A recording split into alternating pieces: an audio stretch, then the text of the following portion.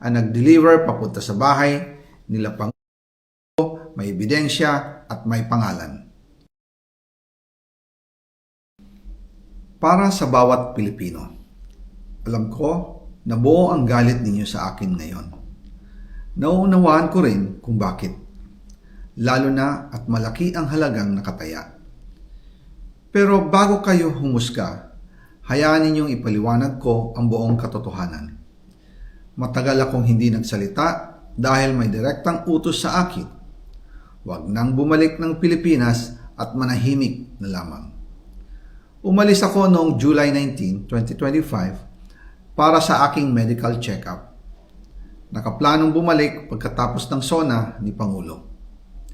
Pero habang papauwi na ako, tinawagan ako ni dating Speaker Martin Romualdez at sinabihan, "Stay out of the country. You will be well taken care of as instructed by the President." Noon naniniwala pa ako sa kanila, kaya't hindi ako bumalik. Tumikom ang aking bibig, sumunod ako, pero ang hindi ko alam, ang ibig pala nilang sabihin sa aalagaan ka namin ay gagamitin ako bilang panakipbutas sa kanilang kampanya laban sa korupsyon. Ginawa nila akong poster boy ng kanilang sariling kasinungalingan. Ngayon, hindi na ako mananahimik, ilalabas ko ang lahat ng katotohanan. May resibo, may ebidensya, at may pangalan.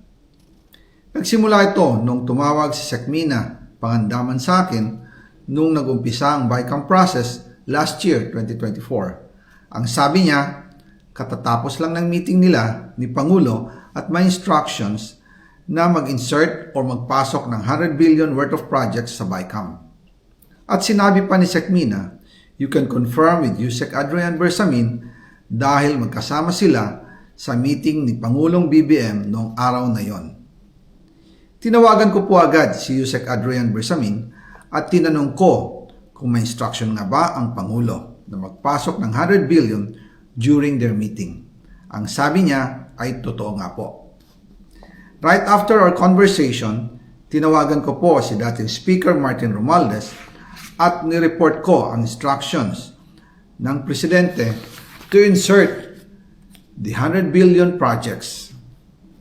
At sinabi niya sa akin, what the President wants, he gets.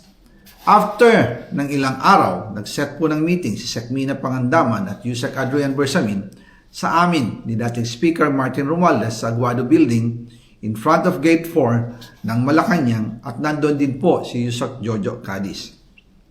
During the meeting, binigay po ni Yusek Adrian Bersamin ang listahan na worth 100 billion. Tinanong ko po si Yusek Adrian kung saan galing ang listahan. Ang sagot niya, galing kay PBBM mismo at binigay niya ito mula sa brown leather bag. Nung sinabi po ni Yusek Adrian Bersamin yung brown leather bag, naalala ko noong nasa Singapore kami right after the elections of May 2022 sa Hilton Hotel, kami ni dating Speaker Martin and PBBM habang pauwi at pabalik ng Pilipinas, hinabol ng PSG ang brown leather bag at ang sabi ni PBBM, maiwan na lahat, wag lang ang brown leather bag. Kaya naniwala ako na utos talaga ito ng Pangulo. Pagkatapos ng ilang araw, I informed sina dating Speaker Martin Romualdez, Sekmina Pangandaman, Yusek Adrian Bersamin, and Yusek Jojo Cadiz na kung pwede 50 billion lang ang ipasok sa program funds dahil so sobra ang DPWH funds versus sa DepEd. In practice, hindi pwede na mas malaki ang budget ng DPWH kaysa edukasyon.